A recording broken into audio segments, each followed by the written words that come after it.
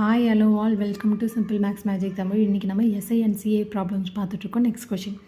A sum of money invested at CA amounts to rupees 800 in 3 years and to rupees 840 in 4 years. The interest per annum. அதாவது ஒரு amount வந்து compound இன்ட்ரெஸ்ட்டில் invest பண்ணுறாங்க. அது 3 இயர்ஸில் வந்து 800 வருது, 4 இயர்ஸில் 840 வருது. ஒரு வருஷத்தோட இன்ட்ரெஸ்ட் ரேட் தான் கேட்குறாங்க. இப்போ நம்மளுக்கு வந்து A is equal to P into 1 plus R divided by 100 whole power n வந்து ஃபார்முலா. அதை வச்சு பார்க்கும்போது P into 1 plus R நம்மளுக்கு தெரியாது, 100 whole power n.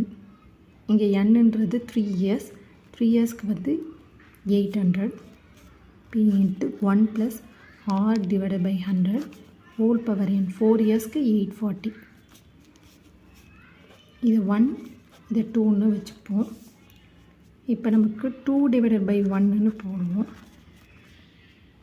அப்போ 840 divided by 800 is equal to இந்த P into 1 plus R divided by 100 whole power 4 divided by P into 1 plus R divided by 100 whole power 3ன்னு வரும்.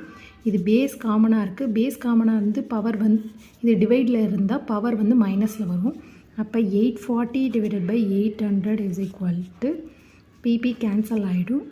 1 plus R divided by 100 whole power 1ன்னு வரும். 4 minus 3. So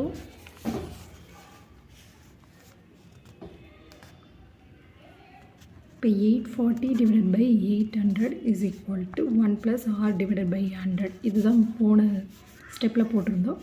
இப்போ வந்து R divided by 100 is equal to 840 divided by 800 minus 1.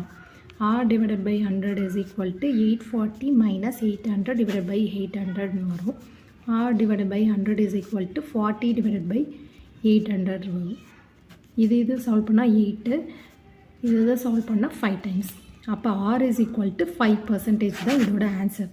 இந்த video உங்களுக்கு பிடிச்சிருந்தால் like பண்ணுங்கள், share பண்ணுங்கள், மறக்காமல் சப்ஸ்கிரைப் பண்ணுங்கள். Thank you so much.